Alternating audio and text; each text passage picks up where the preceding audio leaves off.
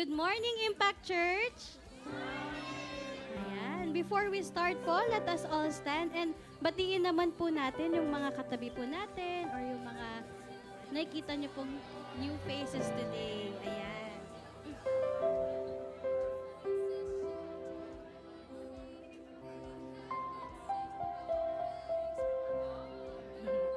Ayan po. It's so nice to see everyone here today. And I'm really happy to be here to worship with you today because the past few weeks, it has been really busy for me.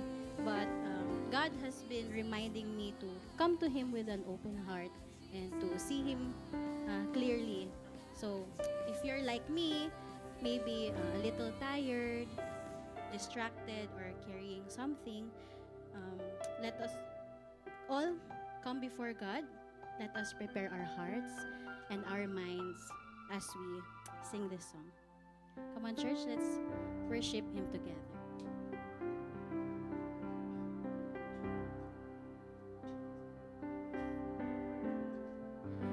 Open the eyes of my heart, Lord. Open the eyes of my heart. I want to see you. I want to see you.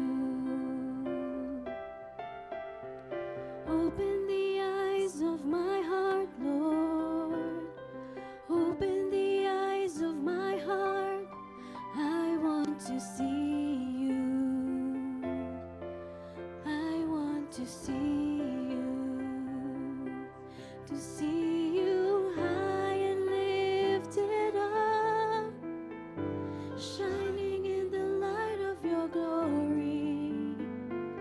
Pour out your power and love as we sing, holy, holy, holy.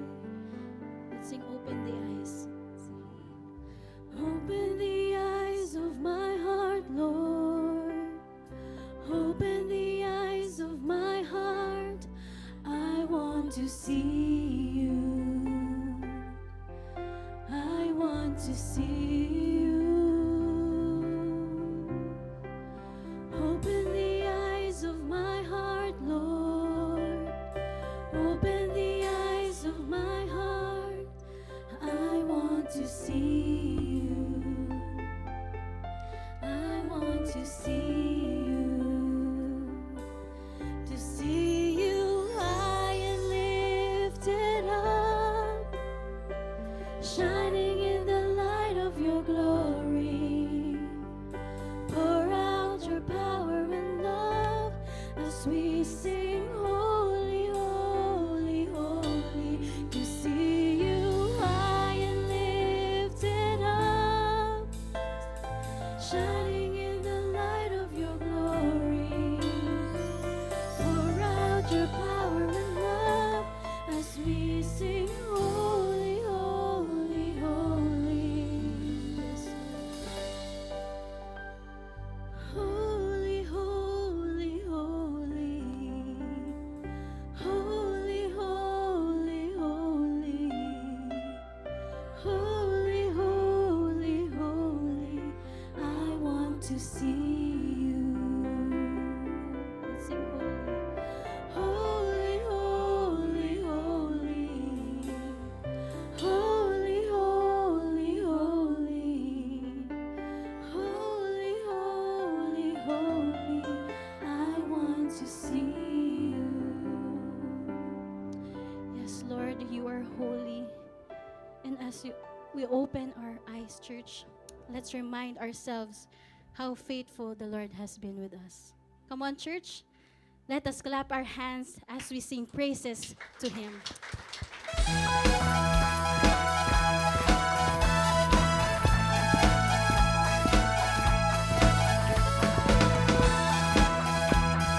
Let's celebrate His amazing grace and all the great things He has done for us. Let's sing this. Who breaks the power of sin and darkness, whose love is mighty and so much stronger, the King of glory, the King above all kings, who shakes the whole earth with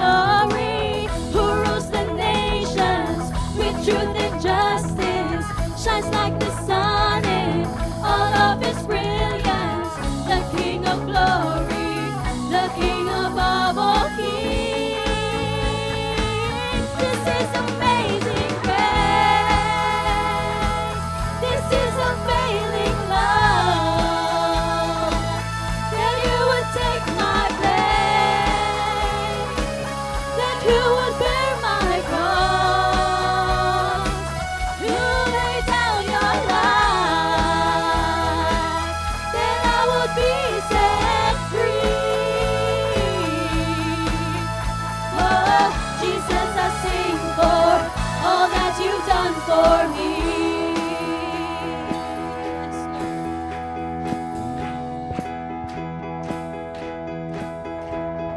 Worthy is the Lamb who was slain.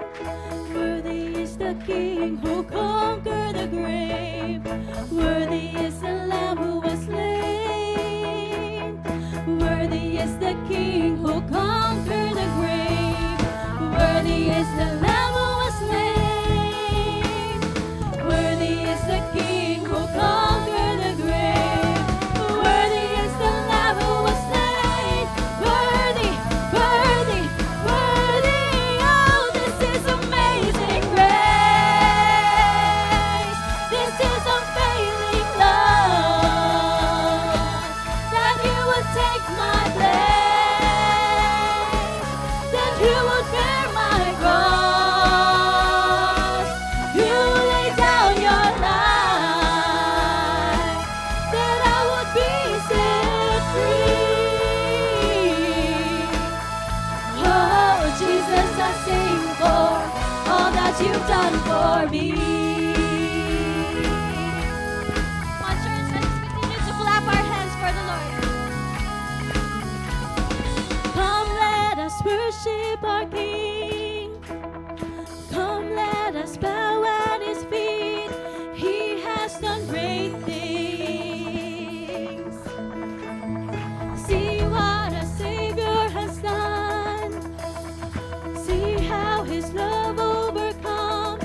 He has done great things. He has done great things. Oh, hero of heaven, you conquer the grave. You free every captive and break every chain. Oh God, you have done great things. We dance in your freedom, awake and alive. Oh Jesus, a Savior, your name lifted high. Oh God, you have done great things.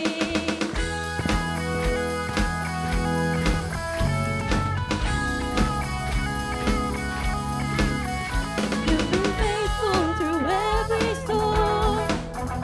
You'll be faithful forevermore. You have done great things, and I know you will do it again. For your promise is yes and amen. You have do great things. Oh God, you do great things. Oh, hero of heaven, you conquer the grave. You free every captive and break every chain. Oh God, you have done great things. We dance in your freedom, awake and alive.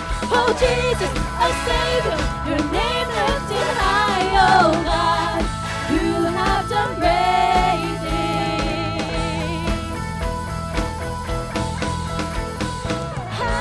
Hallelujah, God, above it all. Hallelujah, God, unshakable. Hallelujah, you have done great things.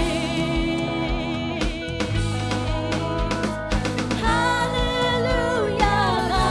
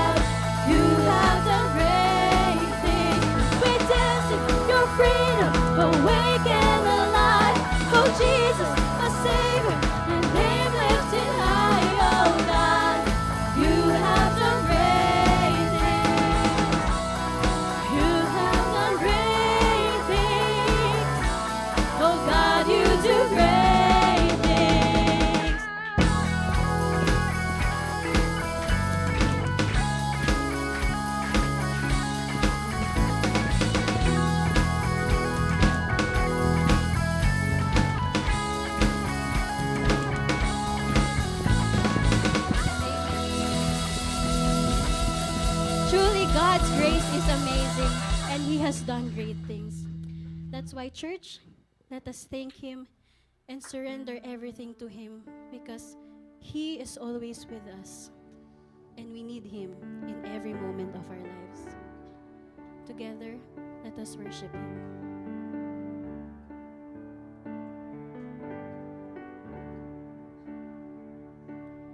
Lord, I come, I confess, bowing here, I find my rest. Without you, I fall apart. You're the one that guides my heart. Lord, I need you. Oh, I need you. Every hour I need you. My one defense, my righteousness. Oh God, how I need you.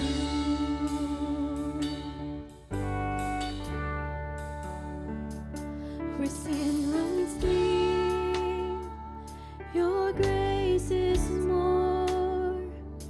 Where grace is found is where you are. And where you are, Lord, I am free. Holiness is Christ in me.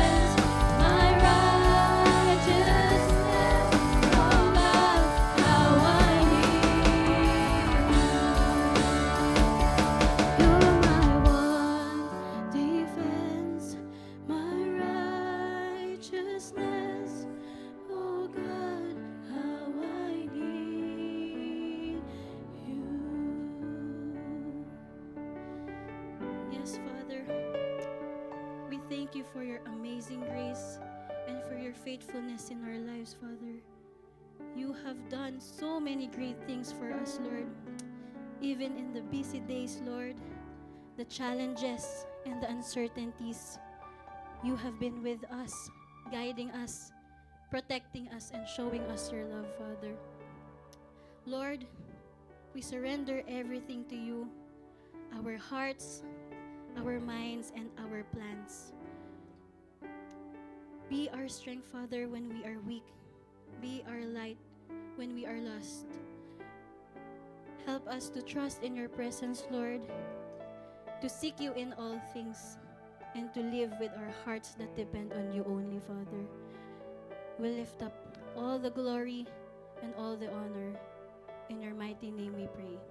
Amen and amen.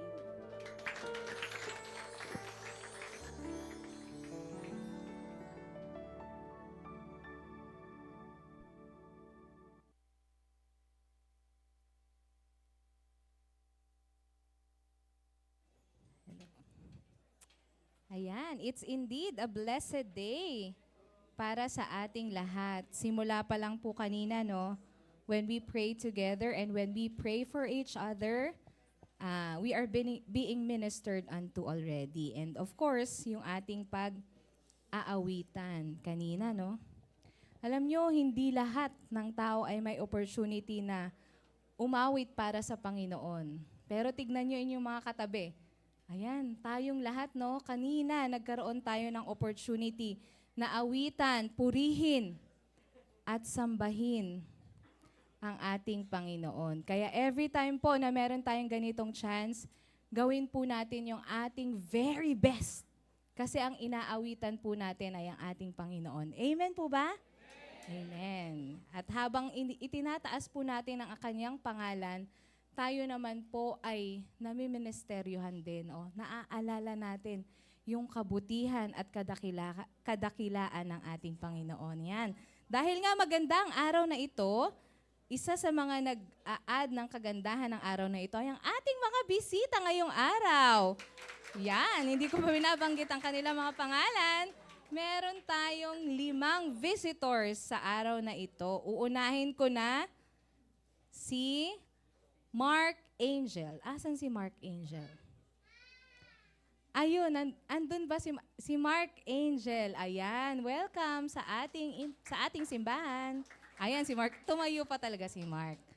Ayan. Susunod ay si April. Andito si April sa harap. Ayan. Welcome. Welcome sa ating simbahan. At si Jorik. Ayun si Jorik. Ayan. Kaya pala ina-assist siya ng kanyang mga kasama dahil siya ay bago. Welcome to Impact Church, Jorik. Ayan. At si Prince J. Andito rin si Prince J. Ayan. Gusto ko ang kanyang smile. And syempre, kasama rin po natin ngayong araw si Nanay Leonila. Ayan. Nakapartner ko siya kanina sa prayer time natin. Kasama si Ate Seni. Tama? Ate kapitbahay ni Ate Seni, itong si Nanay Jenny. Sabi ko nga, Jenny. Yan. Kapitbahay at in-invite. Yan, si Ate Jenny, in-invite niya si Nanay Leonila. Welcome po sa ating mga bisita ngayong araw na ito. At sana next Sunday ay magkita-kita tayong muli, no? Punta ulit kayo dito sa ating mga bisita. And syempre, gusto din nating batiin ng happy birthday ang magdiriwang ng kanilang kaarawan sa linggong ito. Today, nagdiriwang ng kanyang kaarawan si Patrick Cruz. Parang hindi ko pa nakikita si Patrick. Saan si Patrick? Ayun! Nasa harap pala. Okay. At sa December 2, ang ating tatay, si Doc June Ardina. December 4, si Mama Ganda. Nasa kabila. Oo, yan. Nasa kabila pala si Tatay June. Okay. At sa December 4, si Ate Wendy Camota. Nabulol pa. Okay. At sa December 6 naman ay ang ating pastor sa Kogyo, si Pastor Nani Gutierrez. Ayan, at meron ding magdiriwang ng kanilang wedding anniversary sa December 4, si Kuya Glenn at si Ate Rochelle Bondok. Ayan.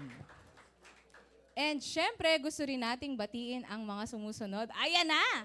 Congratulations kay Syra Zamora. Yan, siya po ay nakapasa sa Philippine Nurses Licensure Examination last November 2025. Siya ay licensed nurse na, o, di ba? Andito si Syra. Isa siya sa ating mga volunteers ng under sa multimedia team. Yan. And syempre, gusto rin nating i-recognize ang ating doktora, si Doc Rachel Aceron, dahil siya po ay na-recognize at nabigyan itong Fellow of the Philippine Society of Anesthesiologists or FPSA. So kung hindi niyo po alam kung ano yan, paki-chat GPT na lang. Ayan, yan po ay recognition na binibigay po sa mga doctors, lalo na po sa kanyang field. Yan, in-explain talaga na anesthesiology. So wala siyang naging problema, nakapasa siya sa lahat ng exam. Kaya siya po ay na-recognize. O, di ba? Higher level ng recognition daw yan, sabi ng aking inaanak. Andito. Ayan. And syempre, pinapasalamatan natin ang Panginoon sa mga ministries na ating ginawa sa pamamagitan po ng tulong ng ating Panginoon. Una-una na dyan ay ang ating mga puso notebook sessions sa mga sumusunod na eskwelahan. Sa Camp General Emilio Aguinaldo High School, sa Juan Sumulong High School, sa CP Garcia High School, sa Ramon Magsaysay Cubao High School, at sa Quirino High School. So nagpapatuloy po ang ating ministry dyan. At nagkakaroon din po tayo ng after class small group. Alam niyo po ba na hindi ito madaling gawin sa isang eskwelahan? Pero binibigyan po tayo ng opportunity ni Lord na makapag-conduct ng small group meetings po para sa mga estudyante. Yan, nagkakaroon sila ng small group meetings sa CP Garcia High School at sa Juan Sumulong High School. Lalong-lalo na po ngayon, no, kailangan natin ng community. Yan, kailangan natin ng merong mapagshashare ng ating pinagdadaanan at merong magpipray din po para sa atin. Yan. And syempre, nagawa rin po natin ngayong linggong ito ang Uplift Worship Night. Ayan. At nagpapatuloy din po kahapon ay ang ating ISBL. Alam niyo po ba, dito sa ISBL, baka iniisip niyo, puro basketball lang to.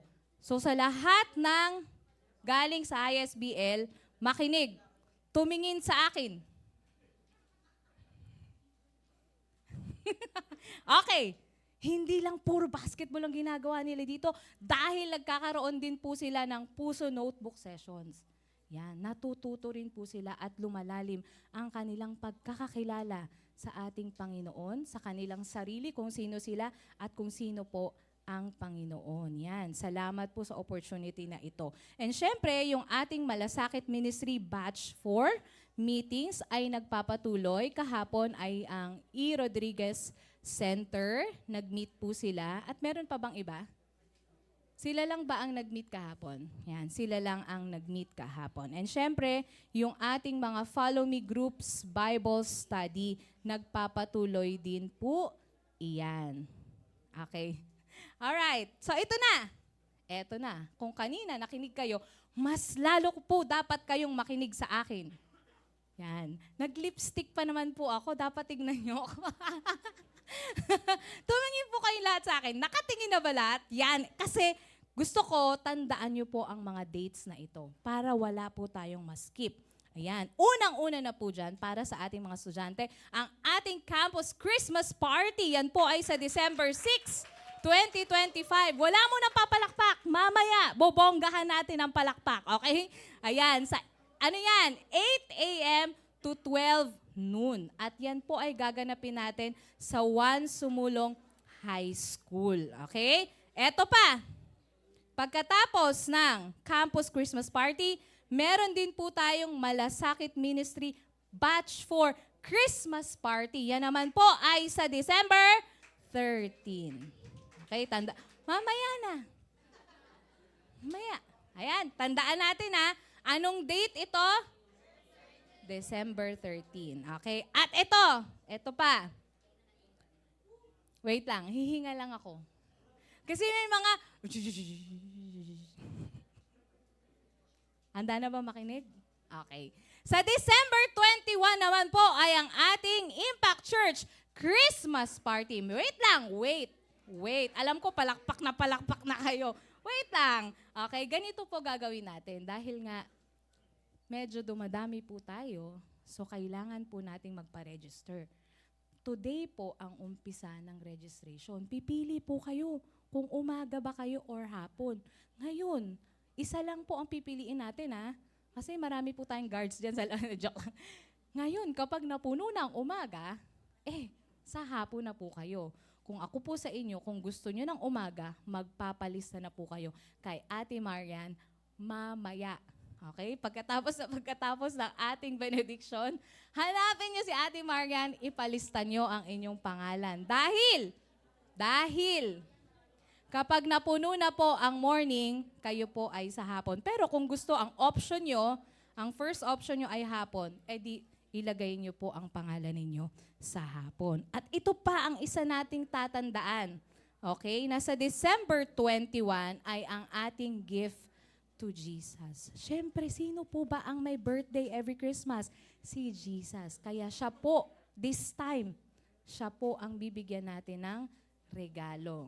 Sana po ay nahanda na ninyo, pero meron pa po tayong time para i-prepare yung ating gift to Jesus. At yung makokolekt po natin na ating fund, ay gagamitin po natin para sa extension din po ng ating simbahan doon naman sa Kogyo. Kasi dumadami din po sila doon. O diba, napakabuti talaga ng Panginoon. Kaya eto na. Pwede ba nating palakpakan ang ating Panginoon? Ayan. At eto, wag nating kakalimutan, meron na po tayong bagong GCash account para po doon sa mga nagbibigay ng kanilang tithes and offerings sa pamamagitan po ng GCash ay meron na po tayong bagong number. Yan po yung QR code. So, pwede nyo pong picturean. Yan din po yung ating new account name and syempre yung ating mobile number. So, please be informed para po alam natin kung saan po natin ipapadala. Yan. And syempre, part din po ng ating pagsamba sa ating Panginoon sa umagang ito ay ang pagbibigay po ng ating tithes and offering. Sa ating pong pagbibigay, sana po ay makita ng ating Panginoon ang ating puso na patuloy na nagtitiwala sa kanyang provision sa ating buhay. Sabi po sa 2 Corinthians 9:7, ang bawat isa ay magbigay ayon sa itinakda ng kanyang puso, hindi ng malungkot o napipilitan, sapagkat iniibig ng Diyos ang masayang nagbibigay. Tara po, Impact Church, ibigay po natin ang ating tithes and offering sa ating Panginoon. Calm down. Oh, our voices ring with a love. Even as we wait, we go on.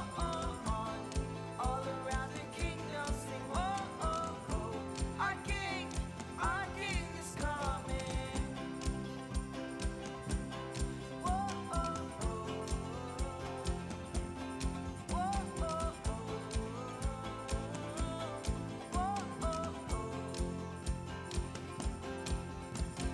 Oh, to be holy and steadfast and pure for you, and to be ready for you, our blessed hope. When all I've heard of your truth, every eye will see you calm down. Oh, our voices ring with a love. Even as we wait, we go on. All around the kingdom sing, oh, oh, oh. Our King is coming. Oh, oh, oh. Magandang umaga, Impact Church. Galing.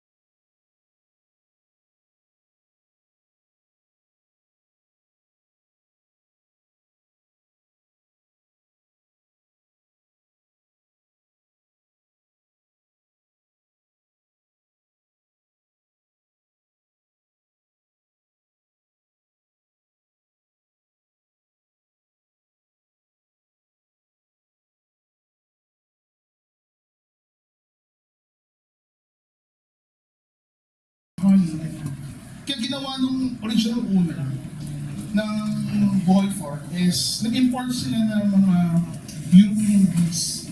No, ito mga klaseng strawberry, beer. Sabi niya, from European bees daw, kasi mas friendly ito at mas marami silang nagpo-produce na honey. Ginagawa nila, kino-crossbreed daw nila yung local, manong merong bee sa atin, sa European bees. But may trahedyang nangyari. Noong taong 2021, sinakaalala nung Typhoon Odette, no? 2021. Dumaan directly sa Bohol yung bagyong iyon. At pinatay nito ang lahat ng mga bubuyog na meron sa Bohol Farm na ito. And because of that, hindi na sila kapag-import, no? Hindi na kaya mag-import muna ng mga European bees. Kasi lakas ng bagyo, at wala pa silang means to import the bees. Pero namangha ako dun sa kwento nung tour guide namin at nung may-ari. Kasi instead of madismaya sila at maglaho yung bee farm, syempre, Bohol Bee Farm nga, it's walang bubuyog, no? Kakaiba yun, no? Nag-pivot yung owner na kahit namatay yung bees, gumawa siya ng paraan para mag-survive yung farm nila at ma-save yung livelihood ng mga kasama doon sa farm na yun. So ginawa ng owner, nagtanim sila ng mga spices in replacement of the bees, no? Tapos ginawa nila, binoost nila yung mga pagbibenta nila ng mga products. Yung ice cream na binibenta nila, doon ka nalaman na ginagamit daw nilang gatas, hindi galing sa baka, no? Hindi dairy milk, pero coconut milk para kakaiba daw at mas masarap daw. Pati yung bakery na meron doon, binoost nila yung sales. May mga restaurants na nag-flourish at dahil doon ang Bohol Bee Farm ay transform nila ito. Papalitan na daw nila yung pangalan, hindi na daw Bohol Bee Farm. Bohol Farm na lang daw kasi walang bubuyog. No? Pero doon na-experience namin yung culture. Si Van nga, kalimutan ko yung tawag doon, basta nag-ano ng tela. Trinay niya yun. Tapos natikman namin yung mga delicacies ng Bohol. And favorite ko talaga yung part ng tour namin doon. Kasi lahat ng station na pinuntahan namin doon sa bee farm na yun, may kasamang free taste. No? Sakto. 3 p.m. yung tour namin. Hindi namin kailangan magmerienda. Kasi lahat pinatikim sa amin, ice cream, yung palaman, no? So nabusog na kami, nakatipid kami ng gastos during that time. No? Sa time na yon, if the owners of the farm ay hindi nakausad sa sakuna na nangyari, their business most probably bumaksak siya. Pwede nagsara or nawala yung mga empleyado nila. But despite the setbacks na nangyari sa kanila, ginawan pa rin nila ng paraan na mag-survive at mag-flourish ang kanilang business. And hanggang ngayon, they're helping their community. Doon sa bee farm na yon, alam niyo may mga local artists doon na kinikater nila. No? May pwesto sila doon, gumagawa sila ng mga art from trash. Yung mga ginagawa nila mga weaving nandun rin na walang bayad. No? Tutulungan nila yung mga local artists doon. And for today, our topic this Sunday, ito ay isang parable rin na kung saan merong isang farmer na may intention siyang magtanim ng mga gandang palay, no, ng wheat. Pero may setback na nangyari. Wherein yung kanyang kaaway, isang enemy, trinay sinabotage yung trabaho niya. Ang ginawa niya, nung kalaban niya, nagtanim sila ng weed or tars. No? Ano ba yung weed sa Tagalog? Hindi ko alam ang tawag sa Tagalog ng weed eh. Pero sa yun, yung weed, kasama ng tanim, para masira yung ani nila. No? But in the end, all the good seeds that were planted were used and stored in barns, while yung mga pesteng halaman ay sinulog at discard. So our passage today is found in Matthew 13:24 to 30. And I invite everyone to stand up as we read God's word today. I invite everyone to read with me, no? Kasi medyo pumapalya yung boses ko. Kahapon kasi nagsisigaw-sigaw ako sa basketball. Matinding laban namin, no? Ang ganda ng scoring namin, no? First quarter, ang score namin 9-3, no? Parang ganun. Tindi, no? Close fight nung first quarter. Pero anyway, let us read Matthew 13:24 to 30. And it says, "The kingdom of heaven is But the night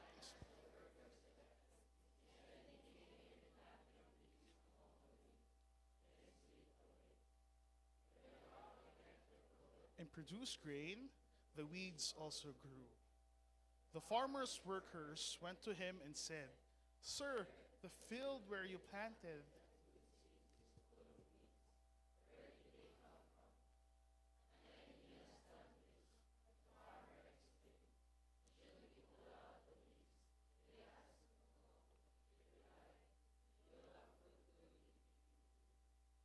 Let them both grow together.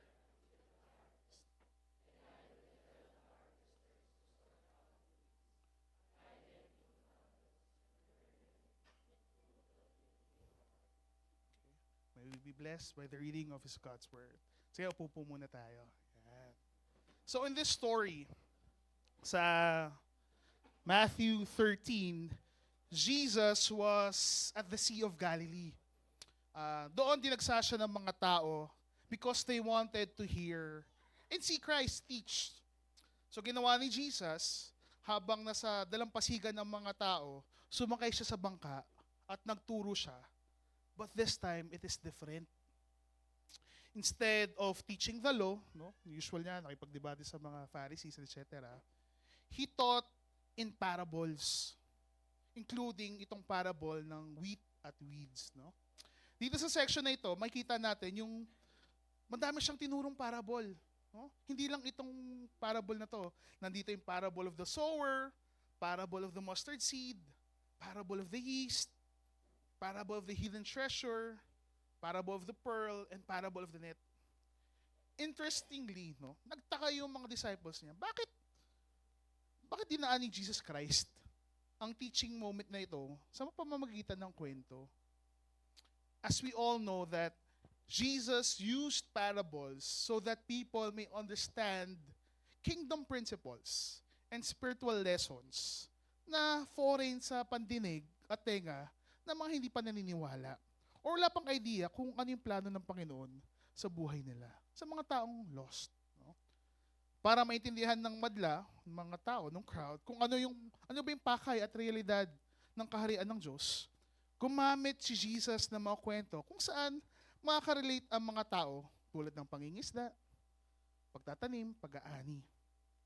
Though there is no guarantee that the crowd can fully grasp the principles that is within the parables, it was for sure an invitation for them to come and further understand what the kingdom of heaven truly means. It may have ignited an interest kasi kwento siya, no? Or nagkaroon sila ng level of understanding of what Jesus really meant during that time. Nakakatuwa lang isipin that Jesus was not confined with lectures or sermons to teach. But when he was dealing with the crowd, he used stories that people can relate to. Something that they can visualize and digest. Though at times parables can get misinterpreted, no? Misinterpreted. Or yung metaphors na meron siya ay nalilito ang ibang tao. Buti na lang, sa parable na to, binigay ng Panginoon ang explanation. No? When you open your Bibles, sa chapter 13, verse 36 to 43, and explain ng Panginoon kung ano yung summary ng kwentong ito. No? Sabi niya,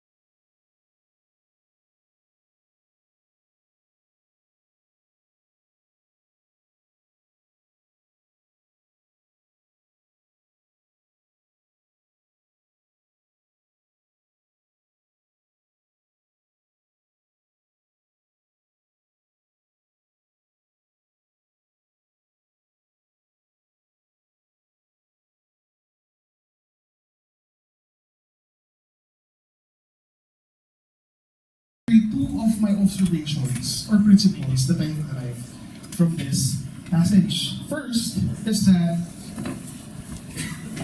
through this story, we can see that Jesus is Lord, no? Because through the kingdom of heaven. At the beginning of the story, hinaling tulad ni Jesus ang kingdom of heaven sa parable dito. But have you ever asked, ano ba yung kingdom of heaven? Even in the parables na pinakwento niya dito, binanggit ni Christ ang mga kwento at kinumpare niya sa kingdom of heaven. Sabi niya, the kingdom of heaven is like a pearl. Kung tulad niyo ako, parang may unsure understanding tayo sa kingdom ng Panginoon. Tama ba? Medyo vague siya. No? Parang may context clues lang tayo na kung ano ba ang kingdom of heaven or kingdom of God. Of course, when we use our common sense, a kingdom is a place or a realm in which a king rules.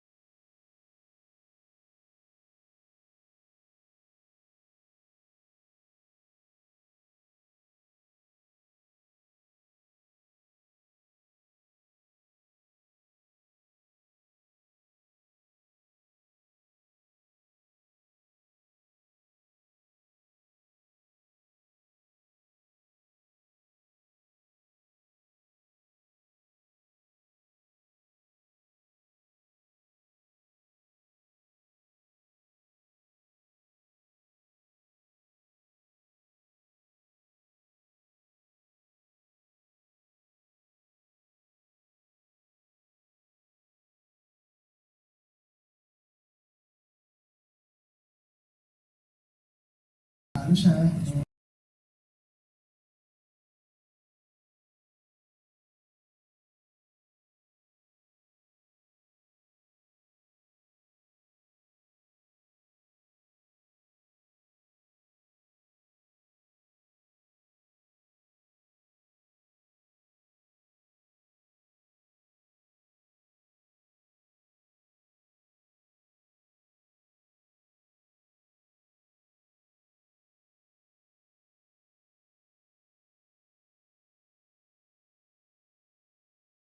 Natin sa mga film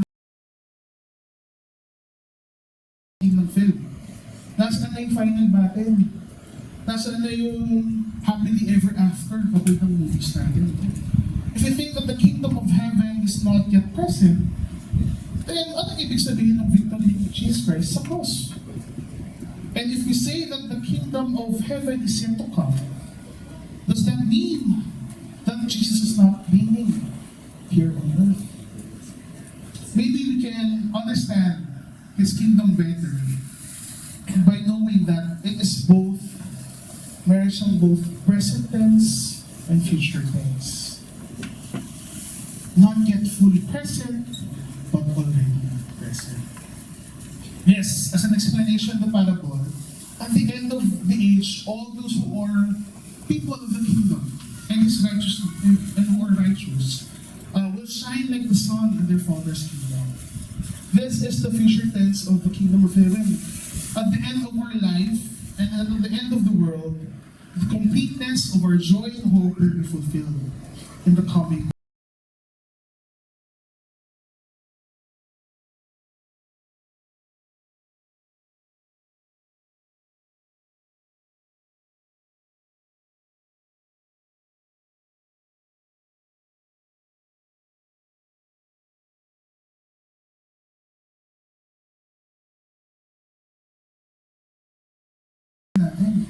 And from this punishment,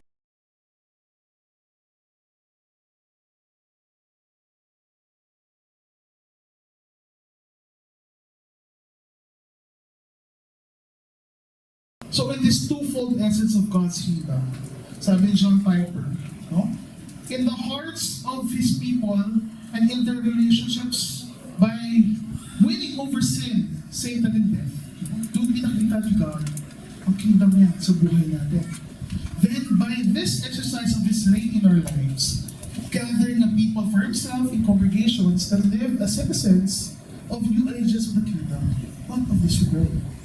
Then, Christ comes a second time and completes the reign by establishing a new heaven. In short, the kingdom of heaven is Jesus and Lord and His lordship over everything. So in the same sense, the meaning of the kingdom of heaven is Jesus reigning over everything, even in the lives of the people. It also means that we are proclaiming the message of God's kingdom. Kaya nga sinabi ni Jesus, repent for the kingdom is at hand. The central message of the gospel, His kingdom reigning over the lives of His people. So what do we do to have all this information about God's kingdom? Napaka-vague niya rin, no? Kahit in-explain ko, medyo vague pa rin siya. But ang application natin is that ang lordship ni Christ sa buhay natin dapat evident yan. Let us make it evident in our lives. It must replace the sinful ways that we have been using or used in doing, and let Jesus Christ reign over every aspect ng buhay natin. Not just the things that we want the Lord to fix, but even the things that we assume that we feel na okay na sa buhay natin. Alam niyo, napakaraming aspeto ng ating buhay na kailangan i-hand over kay Lord. At bigay sa kanyang control. Even sa malilit na bagay na feeling natin walang pakiang Panginoon. So to further drive this illustration of this point, let me tell you a story, a very recent story. Sa karamihan dito, meron tayong ongoing basketball league, no? That is given to the students and mga kabataan sa palikaran ng ating simbahan. Hindi lang ito yung first time natin nagkaroon ng ganitong league. If I'm not mistaken, this is the 7th year, tama? 7th season ng ating Impact Basketball League. So, meron isang player, basketball player, na naging coach na ng midget ngayon. No? Dati, player siya last year sa juniors team. Ngayon, naging coach na siya ng isang midget team sa ISPN natin. Hindi lang yun, hindi siya naging coach. Na-involved siya sa church, naging volunteer na rin siya ng church natin because nag-minister na siya sa mga players. Hindi ko na mapangalanan tong taong to, pero nagpaalam ko sa kanya kanina, nagagamitin ko rin yung pagkakas. Pero sa totoo lang, narinig ko na yung testimony niya, paano siya ginagawa ng Panginoon sa uplift. Nakita ko na rin siyang sumayaw, no? Kahit medyo pilit pa yung pagsayaw niya kasi parusa yun. At least, no? Alam ko, eventually may enjoy niya to yung pagsayaw. Wala siyang magagawa eh. In short, this basketball player na coach na ngayon is slowly and steadily nag-grow as a leader ng ating simbahan. Sa totoo nga lang, alam niyo ba, campus worker na rin siya. He is a volunteer at nagtuturo ng puso notebook sa isang school natin na tutulungan. If I'm not mistaken, Quirino High School ang kanyang campus. So makikita natin, nag-grow na siya, no? Binibigay niya po niya kay Lord. But sadly, may isang incident na nangyari nung naglaro sila. Kalaban ng isang team sa ongoing liga natin. Alam niyo naman ang basketball. Ito ay isang physical sport. Sabi nga nung mga nakatanda, kumain yung mga saktan, pag-kiss na lang kayo. So meaning, ang basketball may talang banggaan, may pisikalan, minsan nagkakasakitan sa loob ng laro. Pagdikit yung laban. And during that time, dikit na dikit yung laban. Sa larong ito, nagkaroon ng maraming extra motions and excessive na physical contact to the point na nagkakasakitan sila ng kanyang kabantayan. At itong player na to, na volunteer natin, nakatanggap siya ng mga ilang excessive na pisikalan. At hindi niya nagustuhan ko. In the heat of the game, yung pride niya ay umapaw, ang galit niya ay umapaw. Meron silang in a momentary lapse of judgment and reason, hindi niya napagilan yung sarili niya na gumante. After ng laro, nagmadali siya sa bench ng kalaban at nagmanta siya sa player, magkita tayo sa labas. bumalik yung dati niyang sarili. Yung barumbado, yung walang... Namatagal niya yung try baguhin. Parang nabuhay din sa buhay. Of course, masisipag yung mga coaches natin, kaawatan eh. Takot sila. Awag doon, kaawatan, dina-escalate yung mga coaches natin, yung mahihit na sagutan ng player ngayon sa kalaban nila. Nung humapo rin ang kanyang emosyon at damdamin at natauhan siya sa nangyari, doon siya nagsisi. After that day, nagkaroon ng deliberation at evaluation ng mga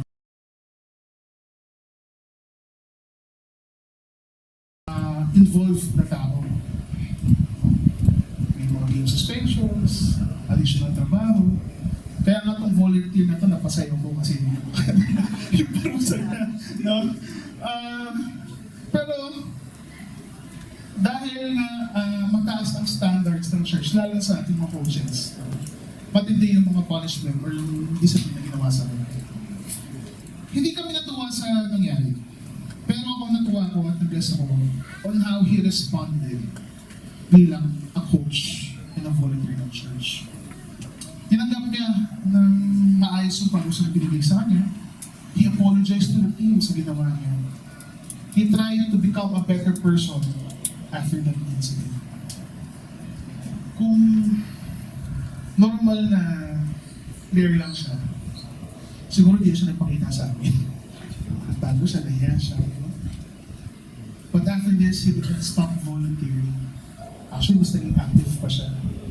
Kahit nakahiya yung ginawa niya. Naging accountable siya sa mga kamalian at mga words na binanggit niya. I'm not sure lang kung nagkaroon na sila ng opportunity na sorry sa isa't isa. Pero mamaya daw, sabi ng coach na isa. But still, he showed humility. And he respected the leaders who was in front of him. He was apologetic sa nangyari and now he knows better. Dahil sa ginawa niya, after niya nagkamali, pinakita niya sa amin na tunay nga na binabago siya ng Panginoon. From one aspect of his life to the next. This is what making Christ everything sa buhay natin. Despite of the times that we fall, stumble, even though alam natin yung tama, we are humble enough and accept that we've made a mistake and we allow Christ again to reign over our lives. Kaya sa mga players natin dito ng parte ng basketball league, ito yung isang reason bakit kami gusto lagi nagsisimba, umaatid ng small group ng basketball, no? Maging present sa mga activities sa basketball, no? Dahil alam namin, ang buhay na ito is more than basketball. That there is a life worth living and worth changing dahil kay Kristo. Making Christ evident in our lives means that we allow Christ to smoothen our rough patches we have in this life. To allow Him to change yung mga pangit aspeto na meron sa buhay natin. That we are being renewed and we are becoming new creation for Him. And in the times we make mistakes, we allow God to correct us and forgive us. Yan ang relationship ni Christ sa buhay natin. Second, Jesus knows His own.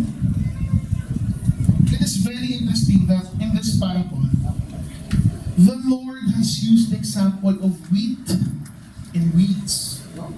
I was doing a little research. No? Sabi sa ESV Study Bible, yung wheat daw na binanggit ng Panginoon sa kanyang parable is most probably called adornal wheat.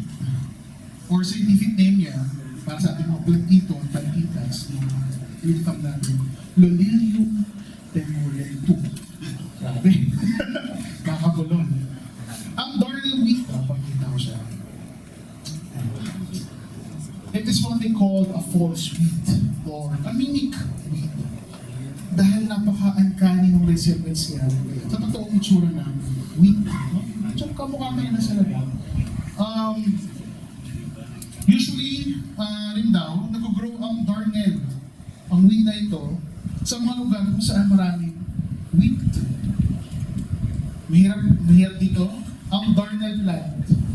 Dahil sa sobrang hawig niya ay sa early stages ng wheat, hindi natin differentiate ng tao yan. Or mahirap differentiate. Nakikita lang ang difference nila once na fully developed na itong plant na ito. Lumalabas yung tenga niya. Ang wheat daw, kasi mabigat ang bunga niya, yung muyo ko, siya nakadirit lang. So, on ang trained eye, mahirap talaga makita yung difference nila. Pero sa mga farmers na nagtatanim at nagbuhasasan ng itong bagay, makapansin na talaga ito. What is more intriguing about this is that itong klaseng darnel na to, ito ay isang poisonous plant na pag nag-consume ka at naka-adjust ka ng maraming amount, nakakamatay siya. Ang iba dito, inaabuso na yung properties na to, yung hallucinogenic properties niya. Dahil nga may poisonous effect siya, minsan nilalagay nila sa pinapay or sa beer para pag kinain nila or minom sila, mahay sila. Meaning, ang pag-consume ng darnel weed, delikado. Sa siyang salong. Unlike the darnel weed, ang wheat naman ay sa mga pinaka-used na plant. Yung pala natin ito, no? Na ginagamit natin sa ating pangkain. Diba? Yung merong wheat bread, wheat flour, may pasta, may cereal, no? Sabi nga nila, kung totoo to, pero yung wheat daw, healthy alternative daw yan sa diet ng isang tao. And agricultural aspect sa parable na ito. So verse 29 to 30, sabi doon, know your plight when you uproot the wheat, masasama yung wheat. So kami natin, during harvest time, so sort ng harvesters yung wheat sa darnels, susunugin yung darnel kasi peste sila, at yung wheat ilalagay sa barn. Now magigets natin kung bakit kailangan sunugin ang darnel. Dahil sa alot ito, delikado. If na-consume ng isang tao, dahil nakamatay ito. Magigets rin natin na bakit kailangan i-store ang wheat sa barn. Dahil nga, importante siya sa tao.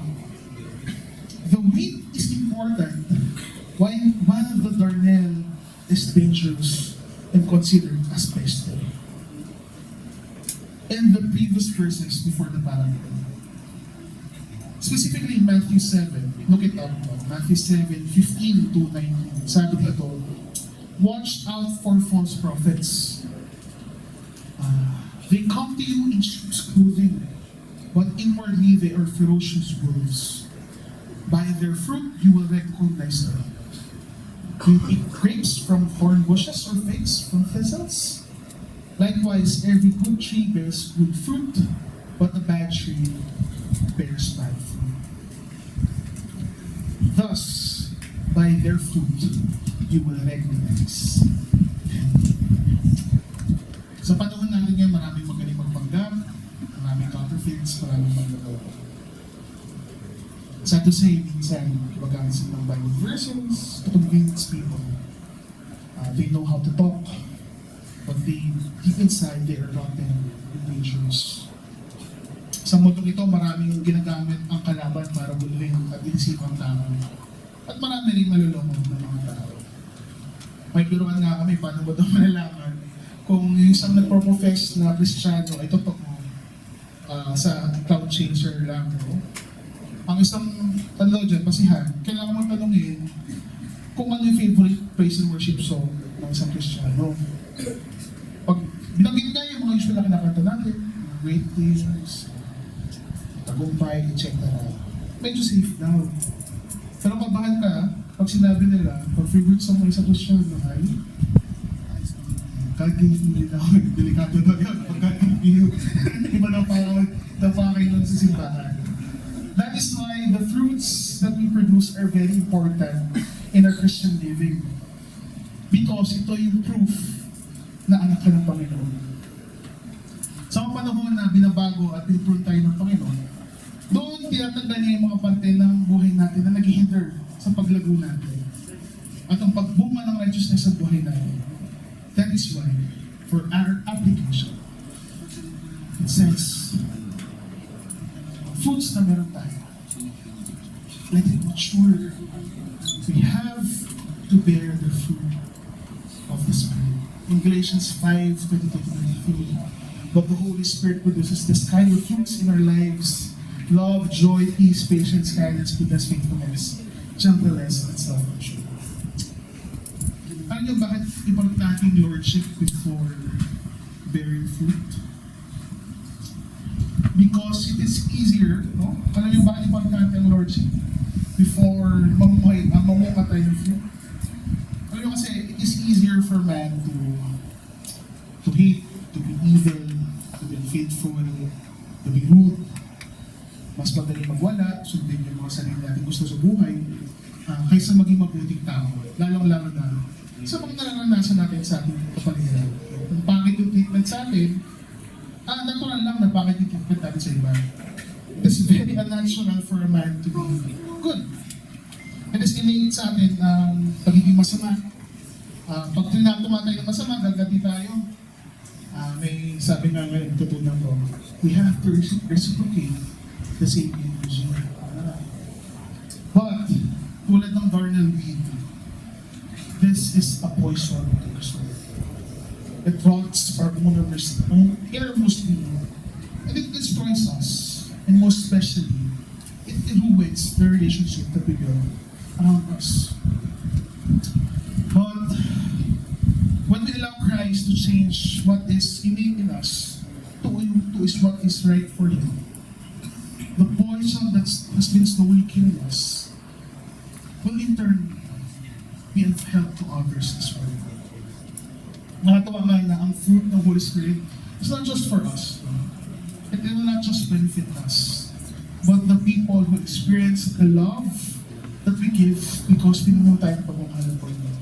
Imagine, gaano ka-contagious ang isang taong masayahin, may joy sa puso. Imagine isang tao that despite of the difficulties in life, he remains calm and at peace. Imagine yung taong sobrang kind, gentle, mahinaon, matipid. When you are surrounded with this kind of people who are loving, joyful, kind, and calm, it can bring healing and change those who are deprived by these things. Kaya nga sinabi niya siguro sa Matthew 34, katulad ng wheat, the righteous will shine like the sun in the kingdom of their Father. So sa buhay natin, ano yung mga pinapairan natin? Ano yung mga pinapakita natin sa kapwa natin? Tulad ba tayo ng wheat na ang bunga at ang kanyang binibigay may purpose at useful? Or tayo ba yung katulad ng isang dargan na peste at nakakasira pag kinansyo? Well, before we begin, napaisip ko lang sa passage na to, bakit kailangan, actually tanong ko pa rin siya hanggang ngayon, bakit kailangan sabay mamuhay ng isang useful wheat together sa isang peste na wheat? Which in fact, yung wheat nga, sabi nila, it causes harm to a good ani, no? A good seed. Dahil nanakaw niya yung nutrients na dapat doon sa tamang seed. And when you think of our lives, tayo rin, who are trying to live a godly life, we're trying to bear the fruit of the Spirit, nag-face tayo ng mga struggles and circumstances sa buhay natin. While those who are living for themselves, enjoying the pleasures of the world, parang napaka-unbothered nila. Last Friday, we had the last uplift of 2025. There narinig namin yung kwento ng isang malasakit leader natin sa batch 4. Hindi ko na rin siya mapangalanan. No? But in the story, while she was telling her testimony, dahil sa anak niya, no, na nagsisimba, natuto, naging malalim sa Panginoon, may introduce siya mismo sa malasakit batch 1. Na-invite siya to participate and maging recipient ng ministry na ito. More than the food packs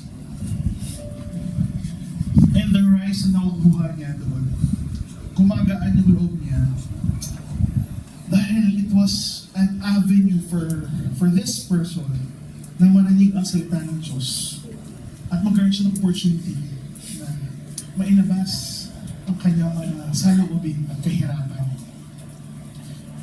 This person was surrounded with good people. Naging safe place niya yung malasakit at doon natagpuan niya ang Diyos. Doon mas lalo siyang lumalim at lumalim ang kanyang pagkakilanlan sa Panginoon. Dahan-dahan siya binabago ng Panginoon sa kanyang pananalita, sa kanyang actions. Sabi niya nga, if I remember it correctly, hindi na daw ganun kainitin yung ulo niya. After ng malasakit noon. And even kanyang pamilya, nakikita yung changes na nangyayari sa kanya. At na-invite na rin yung ibang tao. Pati ang kanyang pamilya, sipan sa church. Pero sa kanyang paglago, may background niya. Doon sinuko siya ng Panginoon.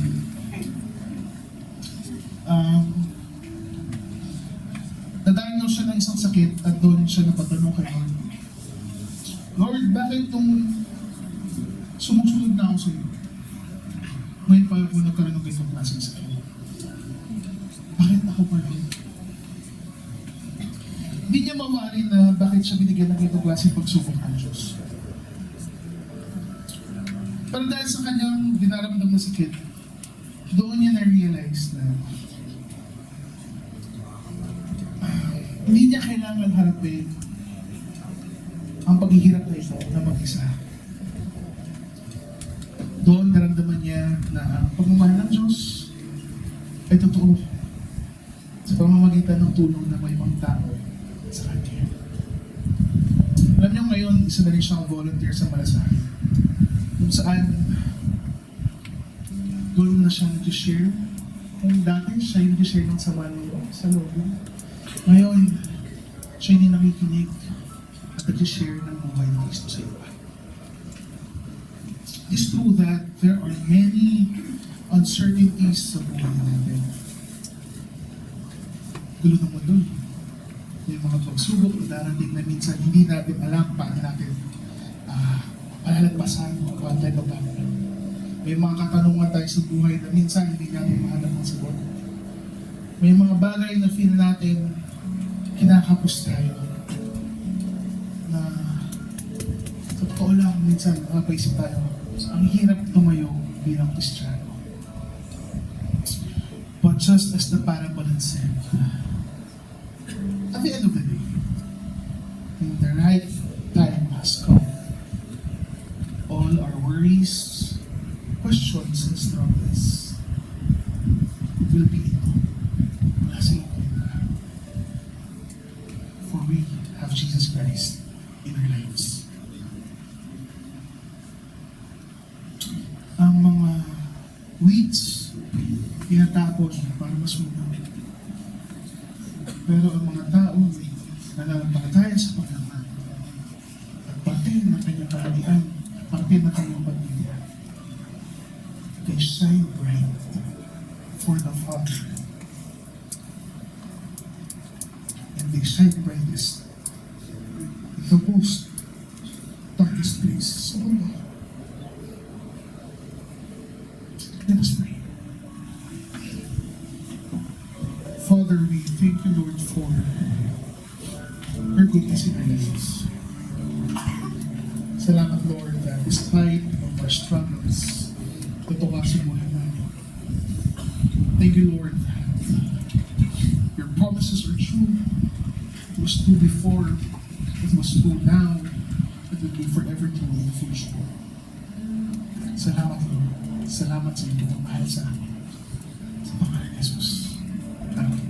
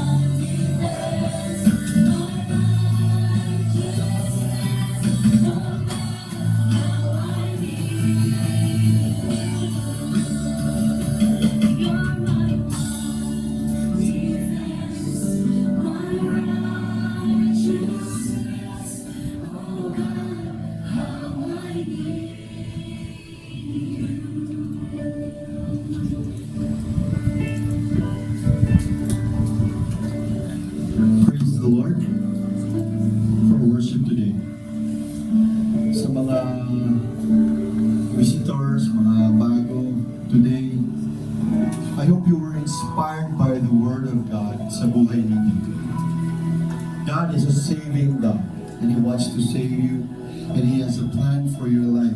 That's why you are here today, to hear the Word of God. And for those who are still new in this church, my hope and my prayer is that you continue to seek the Lord and love Him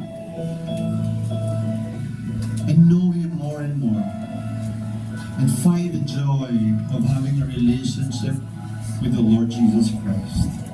And dun sa mga kasama po naman natin yung matagal na, I hope you continue to be an inspiration to those who are new in this church. I hope you continue to minister to those who are here in Impact Church. Be a blessing, kapatid. Be a shining light to others. At maraming salamat dahil patuloy kayo naglilingkod sa ating Panginoon. Tayo lumapit sa ating Panginoon. Lord, we thank you for this day. Lord, thank you for your powerful message to us, O God. Salamat dahil patuloy na pinapaalala mo sa amin that you are the Lord of all. You are the Lord of the harvest, Lord. Your love and your grace is sufficient for all of us. At kaming lahat ay nilikha mo, Lord, to come and know you. You are our Creator. At kailangan kaming pumunta, lumapit, at isurrender ang aming buhay sa iyo, Panginoon. Thank you, God, for the lives that we have heard, testimonies of people na binago mo at patuloy mong binabago, Panginoong Diyos, sa pamamagitan ng iyong banal na Espiritu. Ang dalangin namin patuloy kang kumilos sa aming mga buhay, Panginoong Diyos, upang patuloy ka namin mapaglingkuran at patuloy mong baguhin ang mga bagay sa buhay namin na hindi kaya-aya, at matutunan namin, Panginoong Diyos, na mabuhay ng banal para sa iyong pangalan lamang. Lord, we pray for those who are sick, mga kapatid namin, Panginoong Diyos, who are still going through sicknesses, Panginoon. Lord, may your powerful hand work in them. Lord, may you use the medicines, the doctors and the hospitals, Panginoong Diyos, so that they can recover well. Even yung may mga sipon, laknat, masama yung mga katawan, Panginoong Diyos, you are our healer. And in the name of Jesus Christ, we declare healing upon this place, oh Jesus. Oh yes, Lord, we declare healing, oh Jesus Christ, in mind and heart, and even in our emotions, oh Jesus. Heal our relationships, oh God. Heal our mind from being selfish, oh Lord. Heal our mind from being thinking of negativity, oh God. Instead, replace it with goodness.